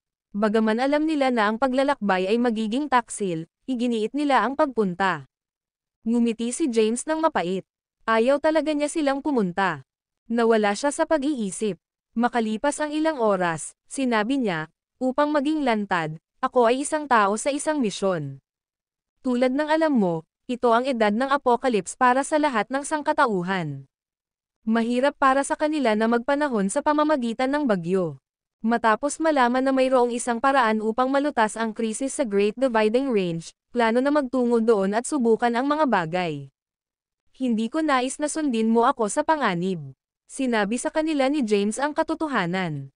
Gayunpaman, nanatili siyang tahimik sa mga bagay na hindi nauugnay sa kanila. Sina Henrik at Chusay ay tumingin sa isa't isa at tumango ng sabay. Sinabi ni Henrik, "Sa kasong iyon, hindi tayo pupunta pagkatapos. Mag-ingat ka doon. Hindi mahalaga kung ano ang problema na nakatagpo mo, laging tandaan na ilagay ang iyong kaligtasan sa itaas ng lahat." Tumango si James at sinabing, "Nakuha ito." Tumalikod na siya. Pagkatapos, tumalon siya sa hangin. Ang walang bisa na daanan ay naruroon pa rin sa itaas ng mga Lobrans. Habang pumasok si James sa walang bisa, nawala siya ng walang bakas. Sa malayo ay nakatayo ang isang tao. Nakatayo sa labas ng kahanga-hangang palasyo, pinanood ni Zoman ang pag-urong ng figure ni James at nagbulong ng isang solemne na ekspresyon sa kanyang mukha. "Inaasahan kong makakahanap ka ng Xandros na nakulong sa Demon Abyss." Pagkatapos, lumingon siya upang umalis. Sa isang iglap, nawala siya ng walang bakas. Samantala, nanatili sina Henrik at Chusay kung saan sila nakatayo. Itinaas nila ang kanilang mga ulo upang tumitig sa walang bisa na daanan sa kalagitnaan ng hangin. Tinanong ni Chusay, "Henrik, sa anong kadahilanan sa palagay mo ay nagpunta si James sa mahusay na paghahati?"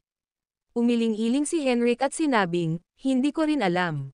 Gayunpaman, alam kong sigurado na hindi niya ito ginawa para kay Brielle. Siguro mayroong ilang mga hindi kilalang mga lihim doon.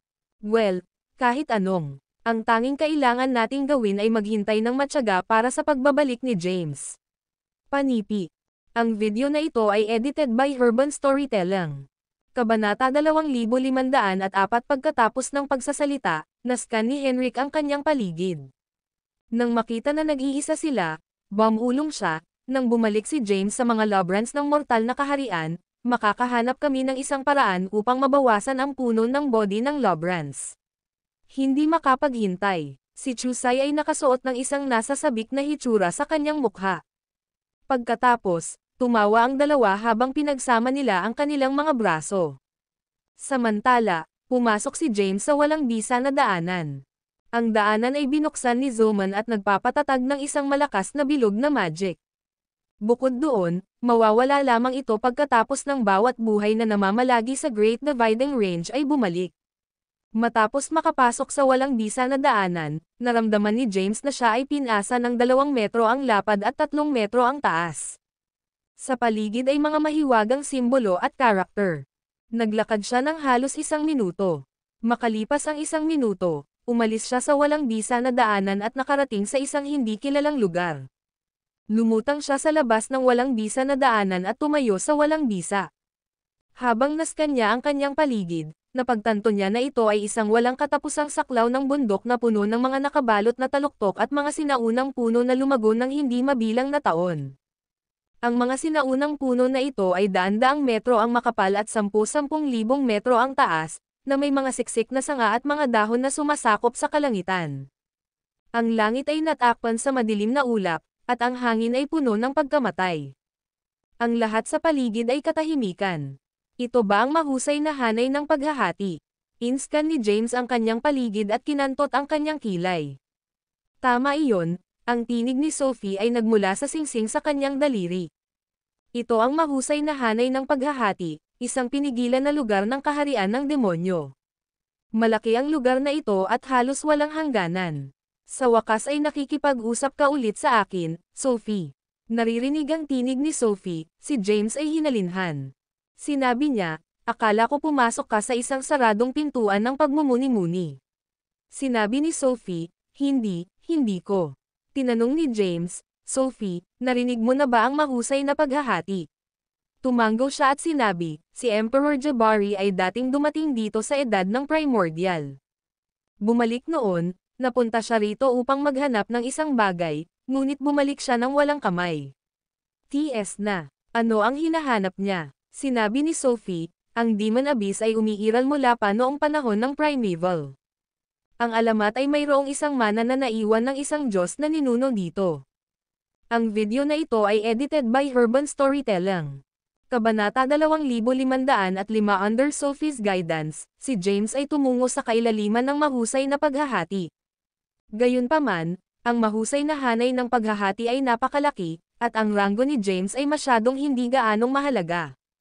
Batay sa kanyang kasalukuyang bilis, hindi niya maaabot ang gitnang rehiyon ng mahusay na paghahati ng saklaw kahit na lumipad siya ng maraming taon.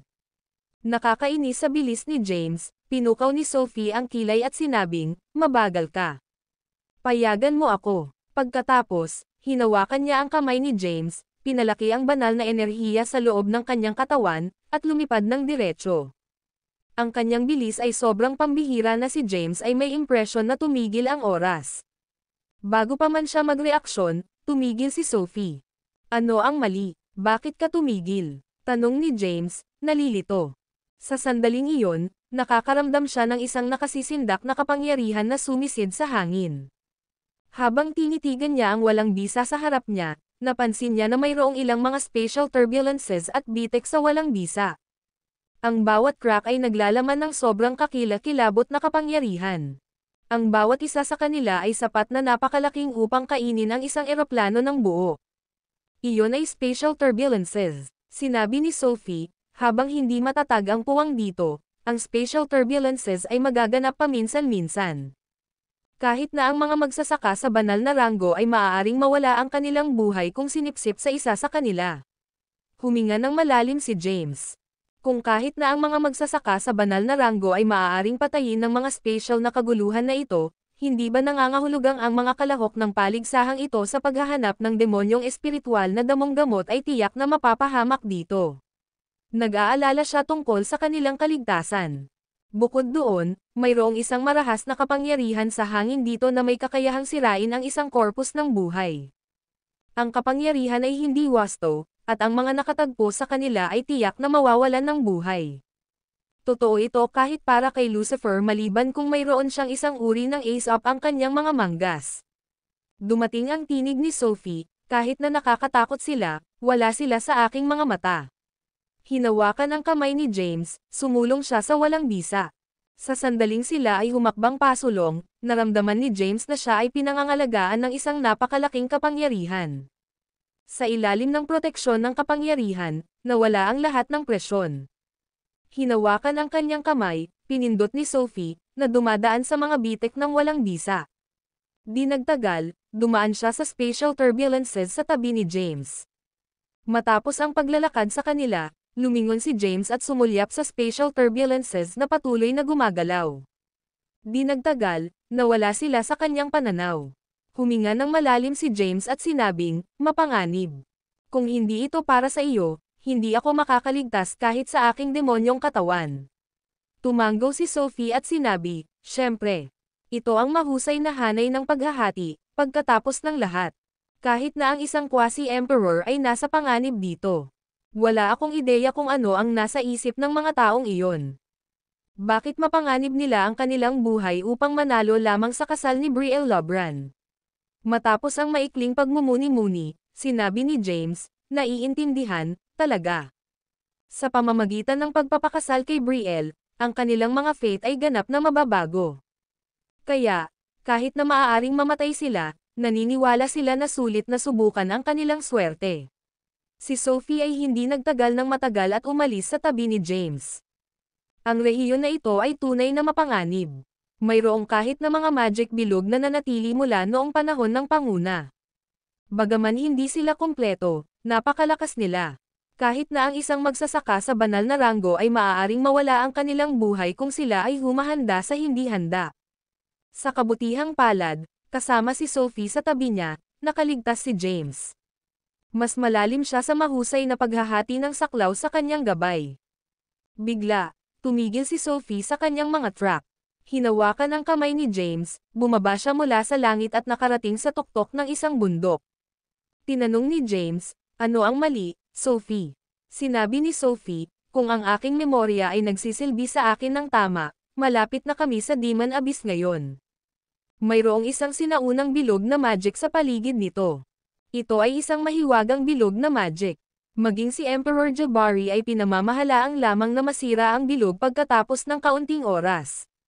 Bumalik noon, wala akong ideya kung paano masira ang bilog dahil ang aking lakas ay hindi gaanong mahalaga, kahit na si Emperor Jabari ay naiwan ng ilang impormasyon, ang magic bilog na ito ay masyadong komplikado. Kailangan ko ng ilang oras upang makakuha ng pananaw.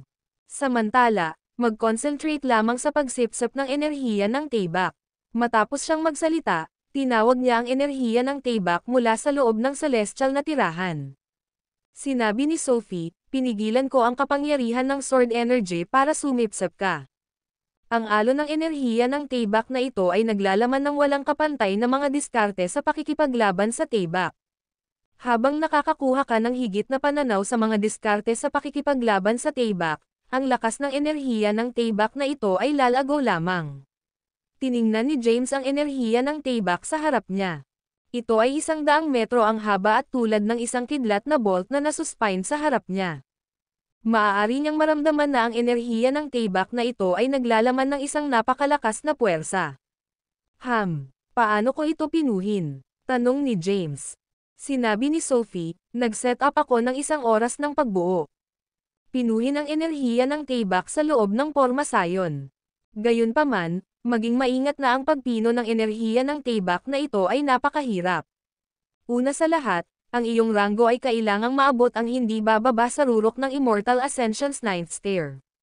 Bukod dito, kailangan mong gamitin ang alon ng enerhiya ng Taybak na ito upang pinuhin ang isang kataas-taasang Taybak na Bedi at magtanim ng isang binhi ng Taybak. Iyon ay kung paano mo pinuhin ang enerhiya ng Taybak at nilikha ang iyong sariling Yogacara. Naririnig ito, nalito si James. Sword Body, Sword Seed. Ito ay simpleng nakalilito. Dahil wala siyang ideya kung ano sila, tinanong niya si Sophie para sa karagdagang impormasyon. Matieg ang ipinaliwanag ni Sophie. Habang nakikinig si James sa paliwanag ni Sophie, mayroon na siyang magaspang na ideya kung ano sila. Sinabi niya, malaki ang potensyal mo. Gayunpaman, ang paglilinang ng isang katawan ng Taybak at pagtatanim ng isang binhi ng Taybak ay tatagal ng mahabang panahon. Batay sa aking mga kalkulasyon, kailangan mo ng hindi bababa sa 1,000 taon upang maabot ang ranggo ng mage. Naririnig ito, natigilan si James. Tinanong niya, mahaba, syempre, Gayunpaman, alam ko ang higit sa isang beses na pagbuo para sa iyo upang linangin. Ang oras ay hindi naglalakbay sa pagbuo ng oras at kinakalkula lamang batay sa oras sa labas ng mundo. Tumango si James. Pagkatapos, nag-set up si Sophie ng isang pagbuo ng oras. Nanatili sa loob ng pagbuo ng oras, kumuha siya ng isang sinaunang teksto at sinimulan ang kanyang pananaliksik. Samantala, sinimulan ni James ang paglilinang. Ang layunin niya ay maabot ang rurok ng Immortal Ascension's 9th Stair sa ngayon. Ang video na ito ay edited by Herban Storytelling. Kabanata 2506 inilarawan ni Sophie kung paano linangin ng detalyado ang isang katawan ng Tayback kay James. Ang katawan ni James ay natatangi.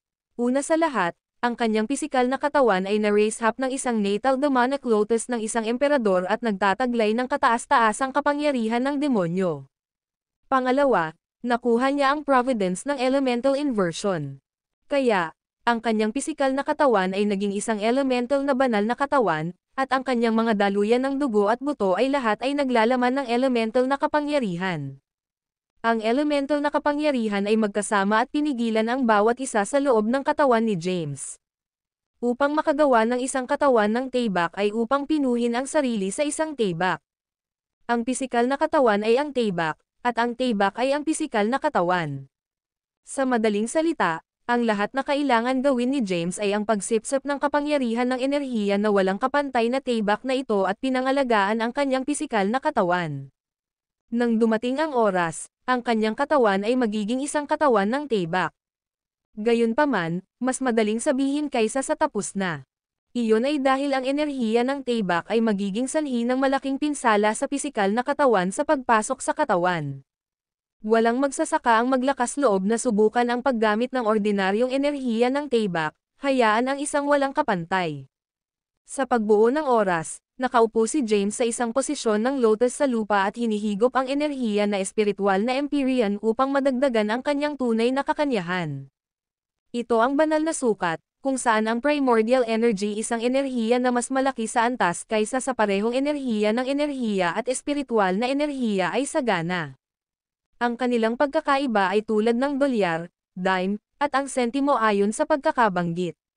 Si James ay napapaligiran ng marilag na primordial na enerhiya sa lahat ng dako. Habang natipon ang primordial energy, halos materialize sila sa isang pisikal na anyo. Habang ang primordial energy ay pumasok sa kanyang mga pores, pinino niya ang mga ito at binago ang mga ito sa puro ng lahat ng tunay na mga sanaysay, tunay na makalangit na kakanyahan, tunay na demonyong yin kakanyahan, at totoong elemento ng kakanyahan. Ang kanyang tunay na kakanyahan ay unti-unting nadagdagan sa kanya. Samantala, binabasa ni Sophie ang sinaunang teksto sa tabi niya. Sa mga oras, siya ay nakapensive. Sa ibang mga oras, tinantot niya ang kilay. Kahit na siya ay isang quasi-emperor, ang sinaunang magic bilog dito ay masyadong komplikado. Kahit na sinubukan niyang malutas ito ng hakbang by step, kailangan niya ng oras. Ang tunay na kakanyahan ni James ay lumakas habang tumaas ang kanyang ranggo. Ang gitnang yugto ng ika-9 na hagdanan ng Immortal Ascension. Ang huling yugto ng ika-9 na hagdanan ng Immortal Ascension. Ang rurok ng huli yugto ng Immortal Ascension's 9th Stair. Nang makarating siya sa rurok, sinimulan niya ang pagsugpo sa kanyang tunay na kakanyahan at tumigil lamang kapag hindi na niya ito mapigilan. Ang alon ng enerhiya ng Peerless Sword ay lumulutang pa rin sa kalagitnaan ng hangin, ang puting kulay nito ay mahina ang nakikita, na lumalabas ng napakalawak na kapangyarihan. Kahit na ang banal na sukat kung saan matatag ang puwang, ang mapanirang kapangyarihan ng enerhiya ng Tayback ay naging sanhi ng paglitaw ng walang bisa at maliliit na bitek. Sophie, naabot ko ang rurok ng Immortal Ascension's 9th Stair, boses ni James. Naririnig ito, tumigil si Sophie at isinara ang libro sa kanyang mga kamay. Sa pagtingin kay James na may solemn na pagtingin sa kanyang mukha, sinabi niya, James, kahit na tinulungan ko na pigilan ang lakas ng enerhiya ng Tayback, tandaan na ang enerhiya ng Tayback na ito ay naiwan ng mga Diyos ng ninuno. Tulad nito, naglalaman ito ng nagwawasak na kapangyarihan. Mag-ingat kapag sinisipsip mo sila upang pinuhin ang katawan ng Tayback. Maaari kang patayin kung nawalan ka ng focus. Nakuha ko, mag-iingat ako. Nakakakita ng malubhang hitsura ni Sophie, huminga ng malalim si James. Sige, magsimula na tayo. Babantayan kita. Tumigil si Sophie sa pagbabasa ng sinaunang teksto at pinanood si James. Iyon ay dahil ito ay makabuluhan, at nag-aalala siya tungkol sa kanya. Kinokontrol ni James ang kanyang kondisyon bago sumipsip ng lakas ng enerhiya ng tibak. Ang mga thread ng kapangyarihan ay sumisid sa hangin at pumasok sa kanyang katawan sa pamamagitan ng kanyang mga pores. Boom! Sa sandaling ang enerhiya ng tibak ay pumasok sa kanyang katawan, mayroong pagsabog. Kahit na nagmamay-ari siya ng demonyong katawan at nagkaroon ng elemental na banal na katawan, hindi niya makatiis ang putok. Ang kanyang pisikal na katawan ay lubos na nasira nito, at ang mga bitek ay lumitaw sa kanyang balat. Sinabi ni Sophie sa isang malambot na tinig, dahan-dahan. Hayaang sirain ng enerhiya ng tibak ang iyong katawan ng paulit-ulit. Kapag nagpapasaya ang iyong katawan, bubuo ito ng pagtutol patungo sa enerhiya ng tibak. Kapag nangyari iyon, ang iyong katawan ay hindi na masisira. Ang pagkakaroon ng pagsabog ng katawan ay labis na masakit kahit para kay James. Kinuha niya ang kanyang mga ngipin at nagpatuloy kahit na ang sakit ay excruciating. Ang video na ito ay edited by Urban Storytelling. Kabanata 2507 habang ang enerhiya ng demonyo ay kumalat sa buong kanyang katawan, ang kanyang mga pinsala ay nagsimulang gumaling ng mabilis. Di nagtagal, siya ay ganap na nakuhang muli. Sinisipsip niya muli ang kapangyarihan. Muli, nawasak ang kanyang katawan.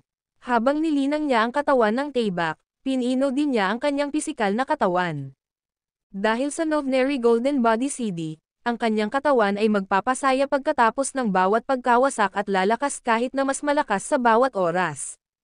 Lumipas ang oras. Si James ay patuloy na sumisipsip ng lakas ng sword energy upang makapinsala sa kanyang katawan. Patuloy siyang nagtitiis ng sobrang sakit, kaya't halos hindi na niya ito madala. Kailangan mong magtiyaga, James. Sinabi ni Sophie, hindi ito dahil may pag-asa na magtiyaga tayo. Sa halip, nagtitiyaga tayo upang makita natin ang pag-asa. Ang sangkatauhan ay nasa huling paa nito. Napakahirap para tumaas ang mga tao. Kaunting mga tao lamang ang maaaring masira ang selyo ng Elysian, hindi sa banggitin ang malaking halaga ng oras na kinakailangan upang makamit ang tulad ng isang pag-asa. Marami ang hindi magagawang sumulong sa susunod na ranggo. Di nagtagal, ang mga karera na hindi tao ay babangon, at ang sangkatauhan ay magiging kanilang mga alipin. Kailangan namin ng isang tunay na makapangyarihang figure sa amin upang patatagin ang sitwasyon. Hindi ka lamang ang pag-asa ng lahat ng mga lupa. Sa halip, ang lahat ng mga tao sa universo ay umaasa sa iyo. Ang boses ni Sophie ay sumigaw sa kanyang isipan. Naririnig ito, lumakas ang pananalig ni James. Ang kanyang pisikal na katawan ay lalong lumalakas sa tuwing nawasak ito. Di nagtagal, nang hindi niya napagtanto ito, ang kanyang pisikal na lakas ay nakarating sa ikalawang yugto ng mage rango, at ang kanyang katawan ay sa wakas ay nasanay na sa enerhiya ng tibak. Ang minutong enerhiya ng tibak na pumasok sa kanyang katawan ay hindi na nagdulot ng gayong pinsala sa kanya. Napakaganda. Pinuri siya ni Sophie, mabilis na umangkop ang iyong katawan. Pinamamahalaan mo upang masanay sa pagkawasak ng iyong katawan na sanhi ng enerhiya ng tibak sa isang maikling oras. Ngayon, maaari kang sumipsip ng enerhiya ng tibak at gamitin ito upang pinuhin ang iyong pisikal na katawan. MHM. Tumanggaw si James at nagsimulang sumipsip ng enerhiya ng tibak ng buong puso. Habang naglalakbay ang enerhiya ng tibak sa kanyang mga meridian at kumalat sa buong kanyang katawan, ang makapangyarihang enerhiya ng tibak ay pinangalagaan ang kanyang pisikal na katawan. Ang kanyang katawan ay dahan-daang nagbago sa isang katawan ng tibak nang hindi niya ito napagtanto. Sa isang sulyap ng isang mata, si James ay gumugol ng higit sa 300 taon sa loob ng pagbuo ng oras. Kahit na 300 taon na ang lumipas sa loob ng pagbuo ng oras, 3 taon lamang ang lumipas sa labas. Sa loob ng mahabang panahon, si James ay gumagamit ng enerhiya ng tibak upang pinuhin ang kanyang pisikal na katawan. Ang kanyang pisikal na lakas ay umabot sa rurok ng ikatlong yugto ng mage rank. Kapag gumawa siya ng isa pang tagumpay, maabot niya ang ranggo ng pagdurusa. Samantala, Ang kanyang katawan ay ganap na nagbago sa isang katawan ng Taybak. Ang enerhiya ng Taybak ay tumakbo sa kanyang mga ugat, at ang kanyang mga kalamnan at buto lahat ay naglalaman ng enerhiya ng Taybak. Siya ay tulad ng isang talam na nagpalabas ng nakasisindak na hangarin ng Taybak. Nakatayo sa loob ng pagbuo ng oras, ang lahat ng enerhiya ng Taybak sa loob ng kanyang katawan ay nagtipon upang makabuo ng isang hindi kilalang Taybak na nasuspine sa kalagitnaan ng hangin. Break. Habang gumalaw ang isip ni James, ang enerhiya ng Taybak ay naging materyal mula sa loob ng kanyang katawan at bumagsak patungo sa malalayong mga bundok. Boom! Umiling ang lupa. Habang ang enerhiya ng Taybak ay bumagsak sa mga bundok, nagkaroon ng malaking kaguluhan. Gayunpaman, ang mga bundok ay hindi nawasak. Hindi dahil ang kanyang lakas ay mahina, ngunit sa halip, ang puwang sa banal na sukat ay matatag. Kahit na ang isang magsasaka sa 33 yugto ng Sage Rango ay hindi magagawang sirain ang puwang dito. Natutuwa, sinabi ni Sophie, binabati kita, James, pinino mo ang iyong katawan sa isang katawan ng Taybak. Gamit ang katawan ng Taybak, ikaw ay isa sa mga pinakadakilang mandirigma sa mundo. Gayunpaman, ito lamang ang unang hakbang. Susunod, kakailanganin mong itanim ang binhi ng Taybak. Panipi. Ang video na ito ay edited by Urban Storytelling.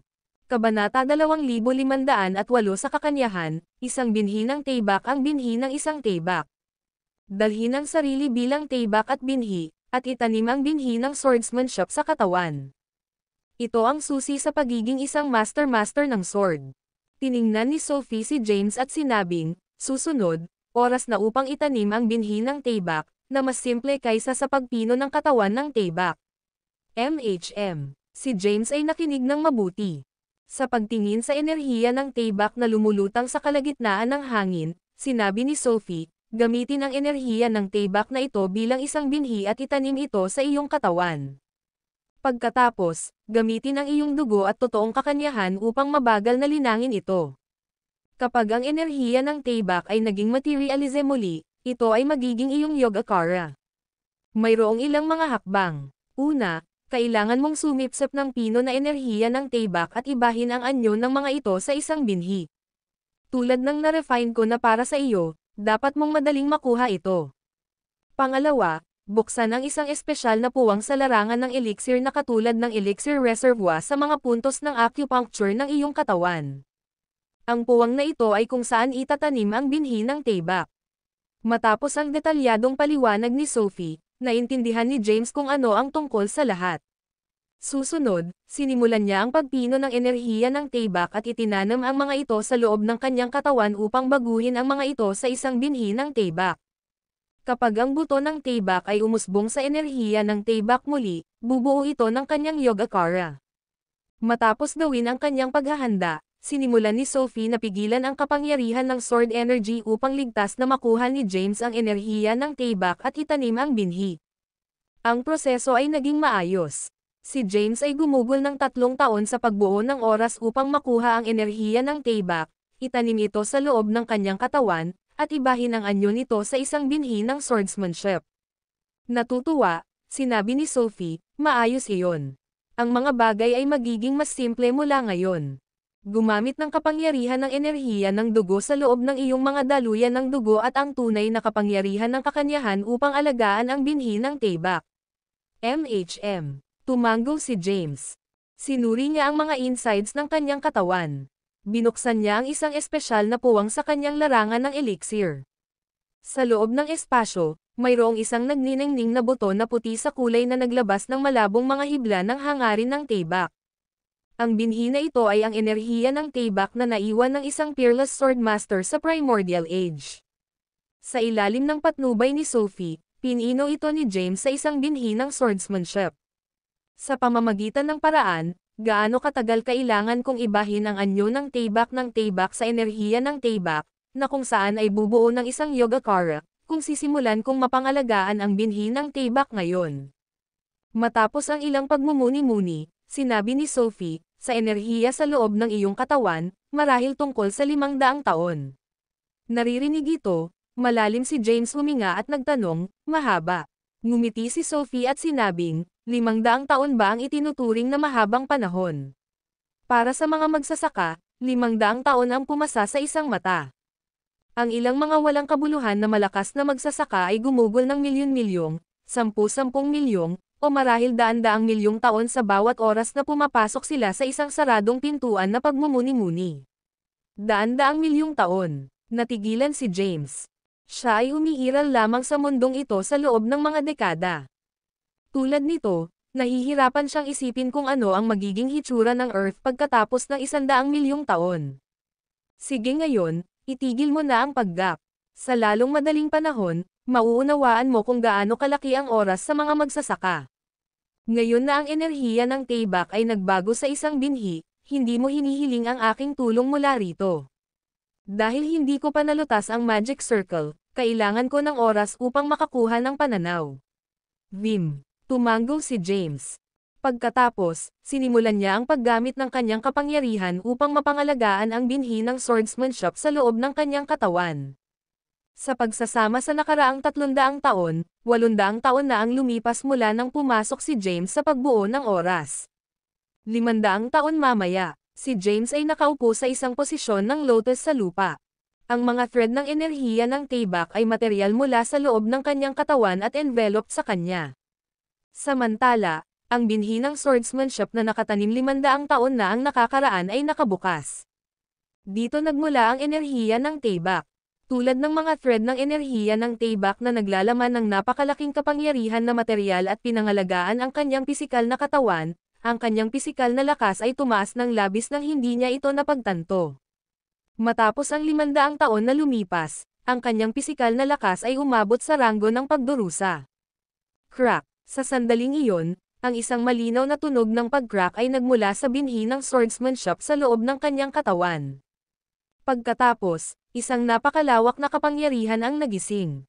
Ang marilag at labis na enerhiya ng Taybak ay nakapaloob sa katawan ni James. Si Sophie, na nagsusuri sa mga sinaunang teksto, ay sumulyap kay James. Nararapat ang mga pagbabago sa kanyang aura, sinabi niya, ano ang isang malakas na aura. Pagkatapos, hamina ang kanyang mukha. Itinaas niya ang kanyang ulo at napagtanto na may mga mahiwagang karakter na patuloy na nagbabago sa kalangitan. Samantala, kinuha ni Sophie ang sinaunang scroll muli at sinuri ito. Sa mga oras, siya ay tumayo, pensive. Sa mga oras, umupo siya sa lupa habang pinipilit ang kanyang kilay. Sa isang sulyap ng isang mata, ang dalawa ay gumugol ng 500 taon sa loob ng pagbuo ng oras. Ang video na ito ay edited by Urban Storytelling. Kabanata 2500 isang pagbabago-bago sa makalangit na landas. Mukhang malapit nang magising si James sa kanyang Yogacara. Ang binhi ng swordsmanship ay sa wakas ay malapit nang materialize. Sa sandaling iyon, maraming mga makapangyarihang mga numero sa lupain ng demonyo ang napansin ang mga pagbabago-bago sa langit na landas. Sa Labrans, si Tigranes Xanthipos ng angkan ng Hadoan ay nakataas ang kanyang ulo at tumingin sa kalangitan. Nakita rin niya ang inscription ng Elysian at ang pagbabago-bago sa langit na landas. Sino ito? Anong uri ng pag-iral ang maaaring magdulot ng pagbabago-bago sa langit na landas? Sinubukan niya ang paghula ngunit nabigo. Wala siyang ideya kung ano ang sanhi ng gayong pagbabago-bago sa langit na landas. Hindi lamang sa kanya, ngunit kahit na ang malakas na mga numero ng buong universo ay nakaramdam ng pagbabago-bago sa makalangit na landas. Ang kaguluhan ay nagbubuod ng mga bayani. Matagal-tagal lamang mula nang lumitaw ang isang langit. May gumawa ba ng isang pambihirang tagumpay sa ranggo ng Grand Emperor? Ang bawat makapangyarihang figure ng universo ay napanood ang mga pagbabago-bago sa makalangit na landas ng masidi. Sa sandaling iyon, habang nakaupo si James sa isang posisyon ng lotus sa pagbuo ng oras, ang enerhiya ng Taybak na naging materyal mula sa loob ng kanyang katawan ay lalong lumalakas. Ang enerhiya ng Taybak sa kanyang paligid ay parang mga thread na nakapaligid sa kanya. Ito ay tumagal ng 3 araw. Pagkaraan ng 3 araw, ang binhi ay ganap na basag, at isang alon ng enerhiya ng Taybak na materyal mula sa loob. Ang alon ng enerhiya ng Taybak ay minuscule tulad ng isang thread na nakakabit sa kanyang larangan ng elixir. Gayunpaman, Sa sandaling iyon, mabangis na hinihigop nito ang enerhiya ng Taebaek sa paligid ni James. Sa isang maikling oras, ang nakapalibot na enerhiya ng Taebaek ay ganap na nasisipsip. Ginawa mo ito. Natuwa si Sophie. Dahan-daang binuksan ni James ang kanyang mga mata. Sa sandaling iyon, ang isang glimmer ng enerhiya ng Taebaek ay sumabog sa kanyang mga mag-aaral. May suot na kalmado na ekspresyon, tumayo siya, sa wakas nakarating na ako sa ranggo ng mage. Habang gumalaw ang kanyang isip, isang alon ng enerhiya ng Taebaek na materyal mula sa loob ng kanyang katawan. Puti ito tulad ng isang kidlat na bolt at lumulutang sa harap niya. Kahit na tila ordinaryong, naglalaman ito ng pambihirang kapangyarihan. Tiwala si James na maaari niyang puksain kahit isang sambong na may enerhiya ng Taebaek. Lumakad papunta si Sophie sa kanya at pinuri siya, hindi masama, nagising ang iyong Yogacara. Gayunpaman, mahina pa rin ang iyong, kaya kailangan mong alagaan ito ng palagi. Sa oras na maabot mo ang ikatlong yugto ng ranggo ng mage, hindi ka maaaring talo. Panipi. Ang video na ito ay edited by Herban Storytelling. Kabanata 2510 pagkatapos ng paglilinang sa loob ng pagbuo ng oras sa loob ng 800 taon, sa wakas ay nilinang ni James ang katawan ng Taebaek at itinanam ang binhi ng Taebaek, na nagbago sa isang walang kapantay na Yogacara. Bagaman kamakailan lamang ay tumawid si James sa ranggo ng mage, ang kanyang pisikal na lakas ay umabot sa ranggo ng pagdurusa. Bukod doon, ang kanyang Yogacara ay nakakatakot. Kahit na sa unang yugto, nagmamay-ari ito ng kakayahang puksain ang isang sambong. Maging si Sophie ay humanga sa James' Yogacara. Inimbak ni James ang kanyang Yogacara at tiningnan si Sophie. Nakasuot ng isang ngiti, pinasalamatan niya siya, "Salamat, Sophie, sa iyong gabay sa lahat ng mga taon na ito. Kung hindi, hindi ako makakakuha ng pananaw sa Yogacara." Ngumiti si Sophie at sinabing, "Mayroon ka ring potensyal. Kung hindi, hindi ka makakakuha ng pananaw sa Yogacara kahit gaano kalaki ang gabay na ibinibigay ko sa iyo." Sa pamamagitan ng paraan, inilipat ni James ang paksa at tinanong, "Sophie, kumusta ang magic bilog?" "MHM. Tumanggo si Sophie at sinabi, "Marami pa akong nakakuha ng pananaw dito. Maaari na nating ipasok ang Demon Abyss." Pagkatapos, umalis siya sa pagbuo ng oras. Inscan ni James ang kanyang paligid. Nakatayo siya sa rurok ng isang bundok, na may undulating bundok na lumalawak sa harap niya. Ang mga bundok na ito ay tumaas sa mga ulap, at sa paligid nila, makikita ang pag-flick ng mga mahiwagang karakter. Si Sophie ay tumingin ng diretso at sinabing, "Ang Demon Abyss ay maaga pa lamang."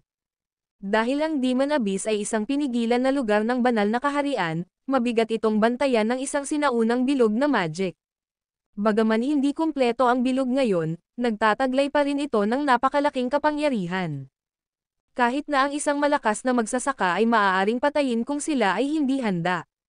Hinampos ni James ang kanyang baba at sinabing, ipinapadala ni Zoman ang mga mababang antas ng buhay na nilalang dito sa kanilang pagkamatay. Tumanggo si Sophie at sinabing, sa katunayan, napunta sila rito upang mamatay.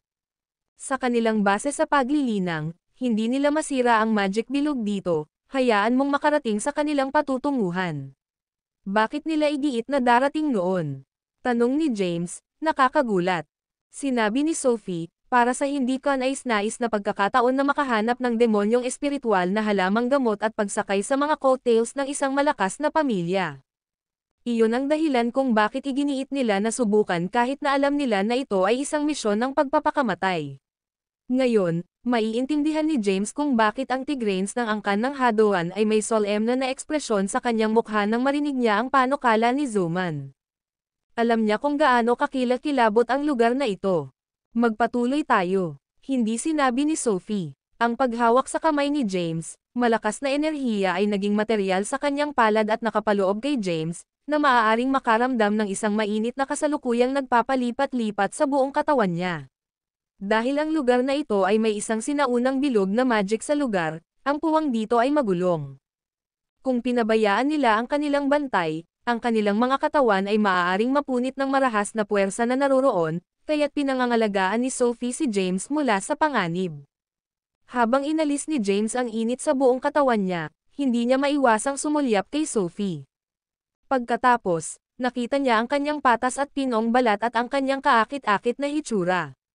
Maingat niyang pinindot ang pasulong habang nakasuot ng malubhang pagtingin sa kanyang mukha, at si James ay nabihag ng kanyang kagandahan. Di nagtagal, nakarating sila sa rehiyon ng mga mahiwagang karakter. Ang tinig ni Sophie ay dumating, mag-ingat. Kinolekta ni James ang kanyang sarili at tiningnan ang mga mahiwagang karakter sa harap niya. Itinaas ni Sophie ang kanyang kamay, at ang mga mahiwagang karakter na materyal sa kanyang palad. Habang ang mga karakter na ito ay pumasok sa walang bisa sa harap nila, nawala ang mga mahiwagang karakter sa kalagitnaan ng hangin. Matapos magsaliksik sa sinaunang magic bilog sa loob ng maraming siglo, nakakuha ng pananaw si Sophie sa ito na dilapidated na bilog. Sa ilalim ng kanyang patnubay, lumakad si James sa pamamagitan ng magic bilog at nakarating sa Demon Abyss. Bago ang mga ito ay isang kailaliman na napapaligiran ng mga bundok.